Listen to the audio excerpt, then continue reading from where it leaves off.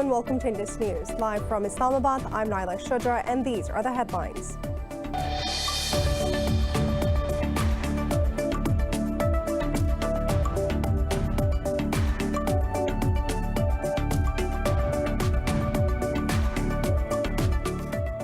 The United States says it is ready to remove sanctions on Iran to resume compliance with the 2015 nuclear deal. At a news briefing, the State Department spokesperson said Washington is prepared to take the steps necessary to return to the JCPOA. Meanwhile, diplomats from major powers met separately with Iran and U.S. officials to discuss the deal.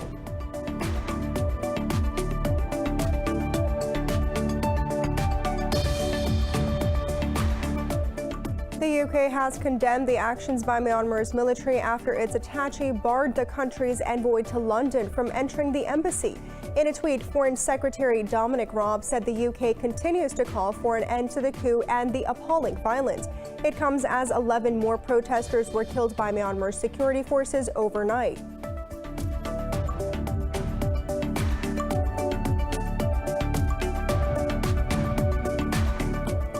Pakistan's Prime Minister Imran Khan has called for coronavirus vaccines to be considered a public good. Addressing the 10th virtual D8 summit, Khan said vaccine manufacturers must speed up production or share technology with the developing countries. He also called for an end to export restrictions of vaccines. Globally, the virus has claimed nearly 2.9 million lives and has infected over 132 million others.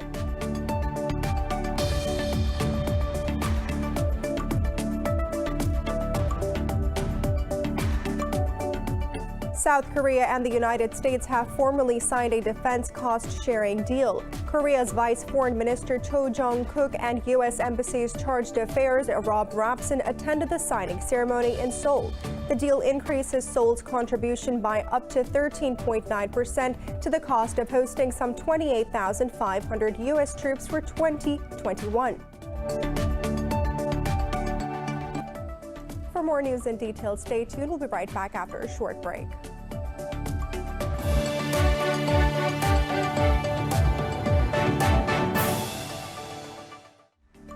Welcome back. The United States says it is ready to remove sanctions on Iran to resume compliance with the 2015 nuclear deal. At a news briefing, a State Department spokesperson said Washington is prepared to take the steps necessary to return to the JCPOA. Ned Price said the removed sanctions will also include those inconsistent with the Joint Comprehensive Plan of Action. He added that the talks will be difficult because of the indirect format, a history of mistrust and complexity of the issues. Iran has not yet commented on this recent announcement by Washington. Meanwhile, diplomats from major powers met separately with Iran and the U.S. officials to discuss the deal. The U.S. has agreed to withdraw all remaining combat forces from Iraq. The two sides, however, did not specify a timeline for the withdrawal. Following a virtual strategic dialogue, the two countries issued a joint statement. A video conference was led by U.S. Secretary of State Antony Blinken and Iraqi Foreign Minister Fawad Hussein. They agreed that the Iraqi forces are ready to take on more responsibility. The statement read that the focus of the U.S. coalition forces in Iraq is now a training and advisory tasks. It said this reflects the continued efforts against ISIS are bearing fruit. Myanmar's UK ambassador says military attaché has occupied London embassy and barred him from the access. It comes a month after the envoy called on the military to release deposed leader Aung San Suu Kyi. Envoy Kyaw Warman said the military attaché told him he was no longer the country's representative.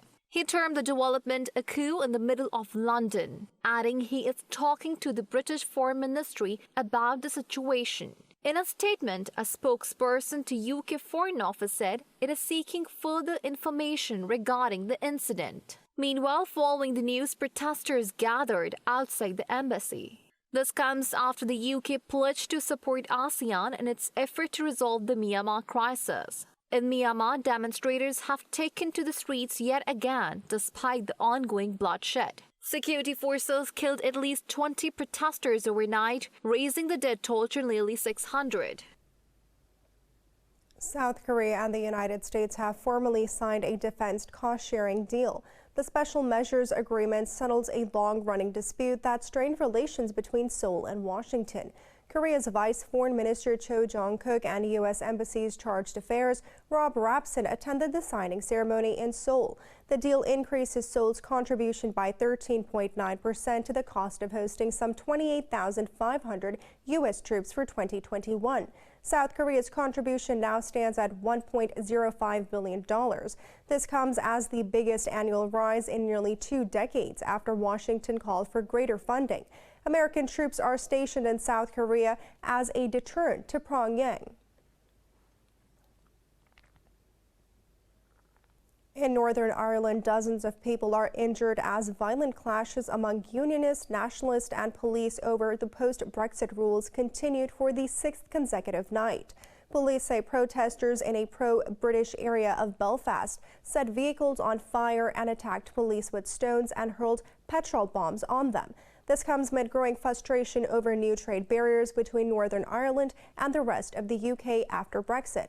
Nationalist Sinn Féin Party has blamed Unionist Party for stoking tensions with their opposition to the new trading arrangements. Northern Ireland's First Minister Arlene Foster and British Prime Minister Boris Johnson have condemned the violence.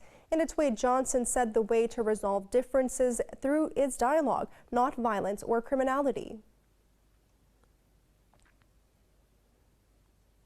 India has again recorded the highest daily surge in COVID-19 cases with 126,000 infections overnight.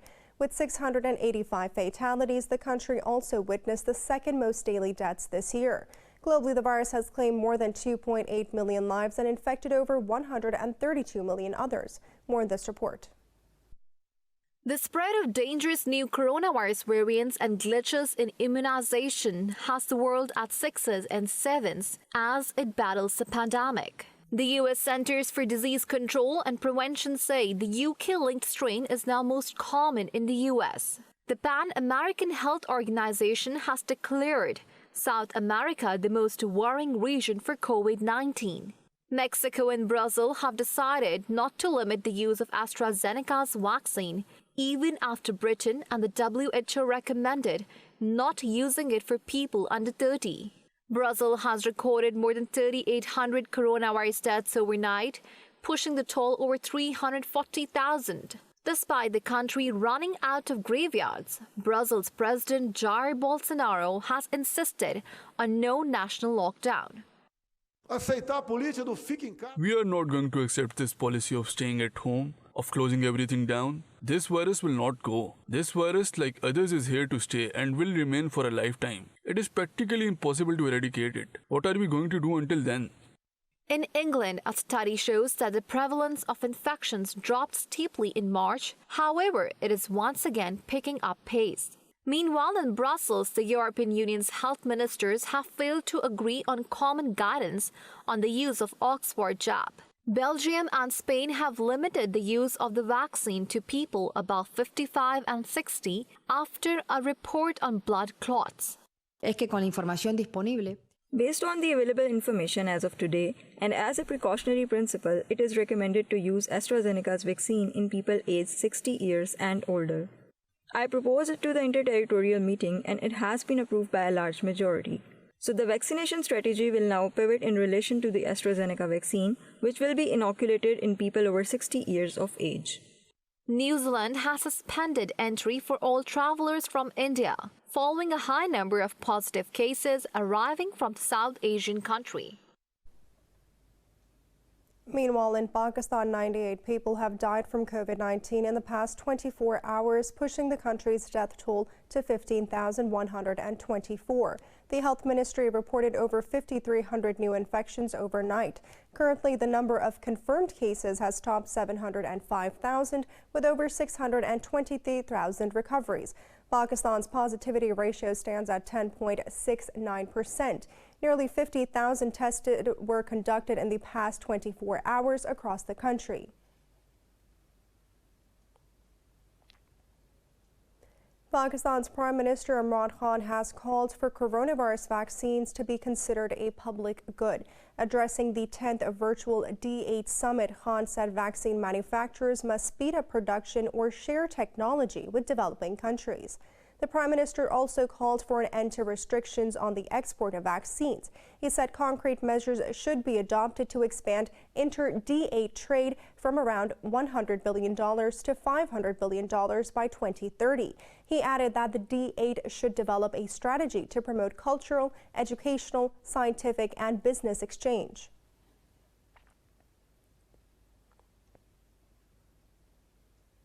Yemen coalition says it has destroyed an explosive laden drone launched by Houthi rebels. In a statement, the coalition said the drone was aimed at the Saudi city of Khutshamis Mustahid.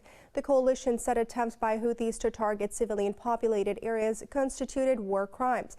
It said coalition forces are taking operational measures to protect civilians in line with the international humanitarian law. Hostilities between Houthis and the Arab-led coalition have increased recently. This is the second such assault by the rebels in less than 24 hours. Syria says at least 4 of its soldiers have been injured in Israeli airstrikes in southern parts of its capital, Damascus. The state media said the strikes caused material damage. It said some of the missiles were fired from Israeli warplanes flying over neighboring Lebanon. The media said the Syrian air defenses intercepted the missiles and downed most of them. Meanwhile, Hezbollah said one of the Syrian air defense missiles exploded near the Lebanon-Syria border. Israel's airstrikes in Syria have increased in recent weeks on alleged Iranian targets. President Joe Biden has affirmed U.S. support for a two-state solution to the Israeli-Palestinian conflict. The White House says Biden made these remarks in a phone call to Jordan's King Abdullah bin al-Hussein. In a statement, the White House said the two leaders discussed the strong bilateral ties between the U.S. and Jordan. It said both agreed to strengthen cooperation on multiple political, economic, and security issues. It added Biden also underscored the importance of King Abdullah's leadership to the United States and the region. Meanwhile, the King's office said Biden expressed full solidarity with Jordan and its efforts to safeguard stability. The U.S. has handed over the first F-35 fighter jets to Denmark in a ceremony at Lockheed Martin's factory in Texas. 27 warplanes will replace Denmark's Air Force aging F-16 fighter aircraft. Denmark's Defense Minister Trine Bramsen termed the addition a great milestone and a new era for the Danish military. Defense General Chief Flemming Lentfer said the high-tech jets met the requirements for the future's complicated battlefield. The aircraft will now be flown to Luke Base in the U.S., where Danish pilots will be trained. The first F-35 fighter jets will arrive in Denmark in 2023.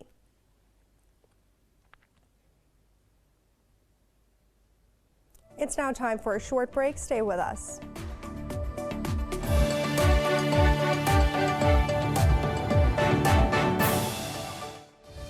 Welcome back. Egyptian President Abdel Fattah el-Sisi has warned of the risk of conflict over Ethiopia's giant Nile Dam on the Blue Nile. El-Sisi's remarks came after talks involving Egypt, Ethiopia, and Sudan to end the Nile Dam dispute collapsed. In a televised remark, el-Sisi said all options are open to Egypt to deal with the crisis if Nile water supply is disrupted. He noticed that Egypt continues to coordinate with Sudan and the world.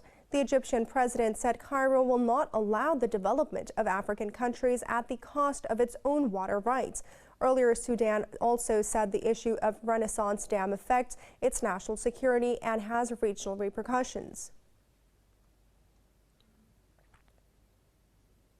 Another round of talks to resolve Somalia's election deadlock has ended without a deal in Mogadishu. Somali Information Minister Usman Dubi blamed leaders of Puntland and Jubaland regional governments for the failure. In a press conference, Dubi said President Mohamed Farmajo agreed to engage in the Leadership Consultative Summit, but he said these regional leaders are not willing to hold polls based on the September and the February agreements. However, the opposition blamed the government for a stalemate, saying it is creating frustration to extend its mandate. The latest round of talks was organized by the international community after Somali leaders failed to reach a consensus. In the U.S., prosecution witnesses continue to fault the actions of a former police officer, Derek Chauvin, in the fatal arrest of George Floyd. At the trial, an expert testified that no force should have been used after Floyd was handcuffed. Los Angeles Police Sergeant Jody Steger said Chauvin disregarded his training when he kneeled on Floyd's neck. Talking to jurors, Steger said a police officer's use of force has to be proportional during a fluid situation. Steger testified Chauvin's act constituted deadly force as Floyd was not actively resisting.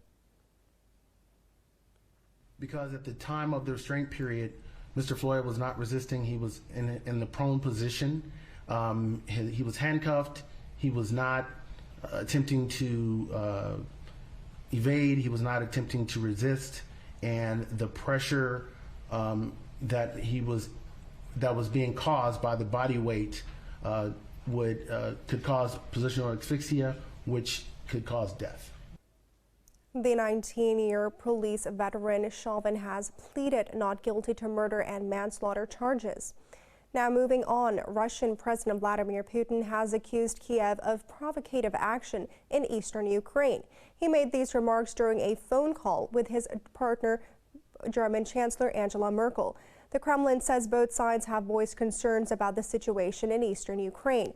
This comes as Ukrainian President Volodymyr Zelensky is traveling to the eastern front line after a surge in clashes with separatist forces. Fighting between the Ukrainian army and separatists has intensified in recent weeks, raising fears of a major escalation. Earlier, NATO members, including US, Canada, and the UK, reaffirmed support for Ukraine's sovereignty.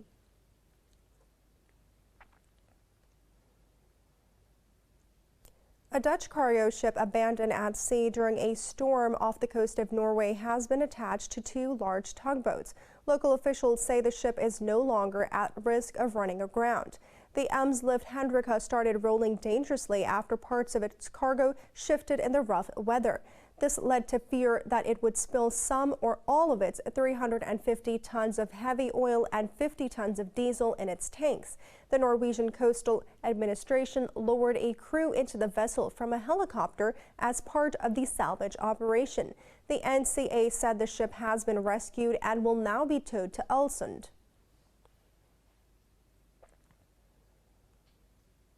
Chaos erupted as Miss Sri Lanka 2021 after the winner was crowned, decrowned, and then crowned again. More in this report. Contestant number 20. Clutching a bouquet and wearing a sash that read Mrs. Sri Lanka, newly crowned beauty pageant winner Pushpika De Silva blew kisses and waved to the crowd as she glided across the stage. But on the cusp of a moment, the event was plunged into chaos as Carolyn Jury, who won the pageant in 2019 and the Mrs. World competition in 2020, interrupted the celebrations to brand the winner a divorcee.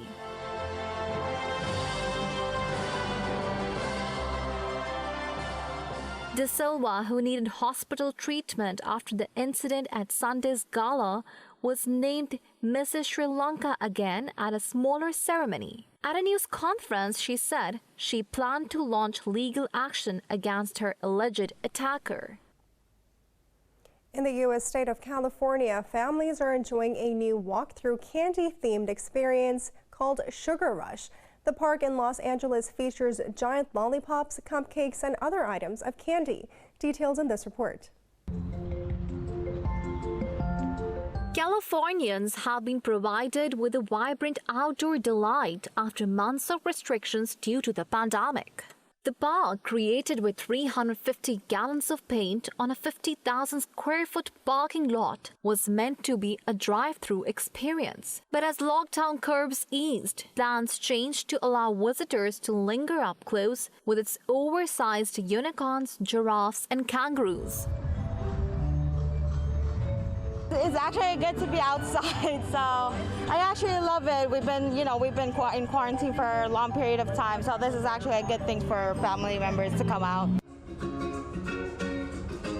In order to comply with the health and safety guidelines, visitors are only allowed to walk forward and not backwards. There is also a no candy rule to prevent people from taking their mask off. Instead, candy is handed out to them as they leave. Although the park seems to be aimed firmly at children, organizers say the experience is for everyone. You know, it's easy to put a smile on a kid's face, colors, shiny things, but really we want mom, dad, brother, sister that are a little older to come here and really enjoy and think this was something different, and that it was curated not just for the little ones but also for them, and they might pick up on some of those items that are here.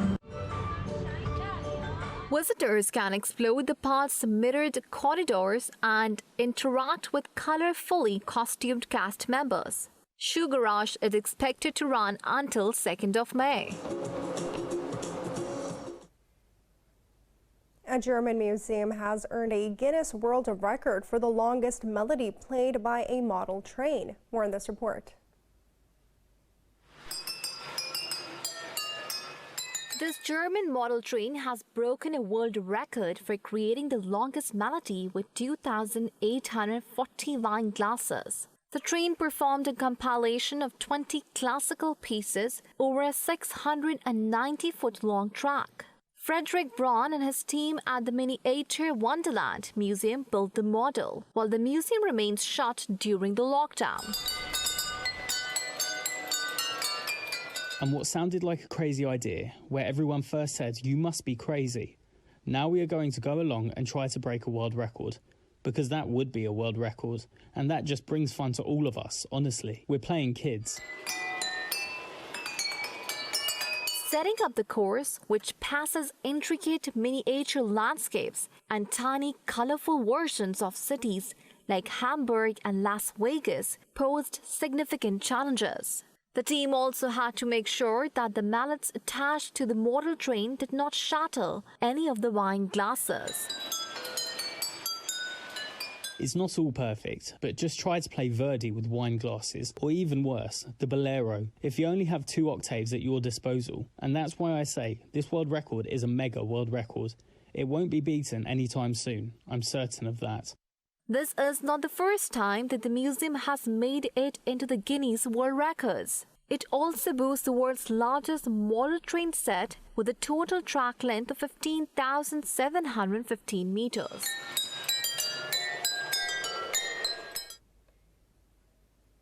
In London's Royal Academy of Music, pianist Jan van Yang performs pieces by Chopin, Liszt, and Haydn in an empty hall with just a cameraman. The 24-year-old hopes to win over the Leeds International Piano Competition's jury that will see his performance by video. More on this report. Held every 3 years, the Leeds has had to change its processes due to the COVID-19 pandemic, with no live jury or audience watching. With travel restrictions in place, the Leeds invited some 60 competitors from around the world to its first virtual round this week. They performed their roughly 25-minute recitals under the same conditions, playing on a Steinway Model D grand piano and with identical camera setups. I thought it might be a bit challenging at first, but once I started playing, I just forgot about everything. It was just literally just me and the music, which was great, and the cameras weren't interfering me at all. First held in 1963, the Leeds is a prestigious music competition offering a career-making package of prizes for its winner. The Leeds art director says the competition will keep aspects of this year's event in the future, but will welcome live audiences. Don't get me wrong, we won't get rid of the live element, and hopefully we would be able to do this in this way, but with live audiences. That is going to be what our next step, so that actually we can bring the Leeds to such a broad church of communities across the world.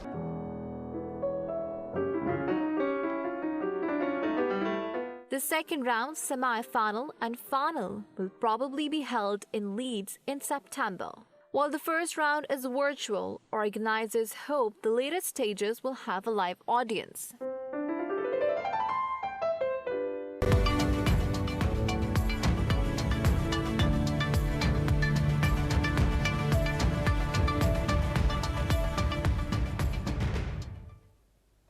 Most major bourses in the Asia Pacific and Europe have risen following overnight gains in the U.S. Investors are monitoring global efforts to resolve vaccine rollouts, stumbling blocks, and the recent growth projections. The CAC 40 in Paris is leading the gains in Europe, adding more than 0.5%. Frankfurt's DAX has gained marginally. London's FTSE Pan-European Stock 600 and Italy's FTSE MIB have also edged up fractionally. Earlier, almost all Asian markets advanced with the exception of Japanese shares.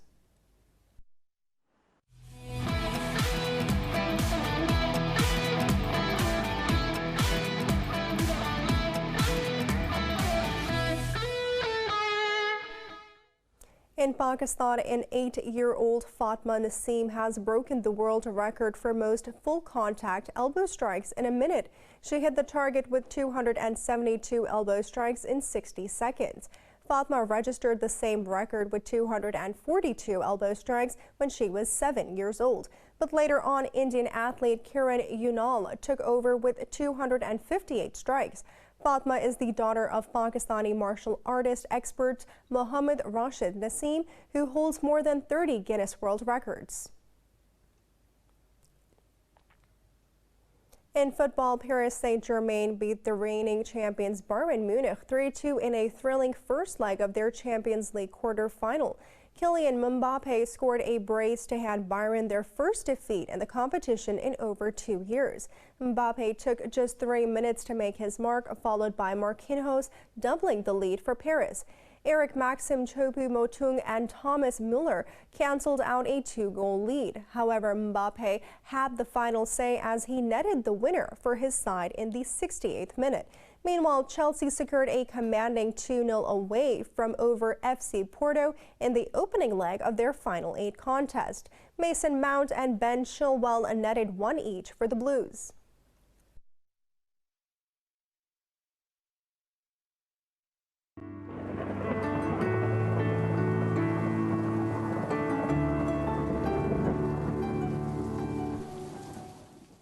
It's now time to take a look at the weather around the world.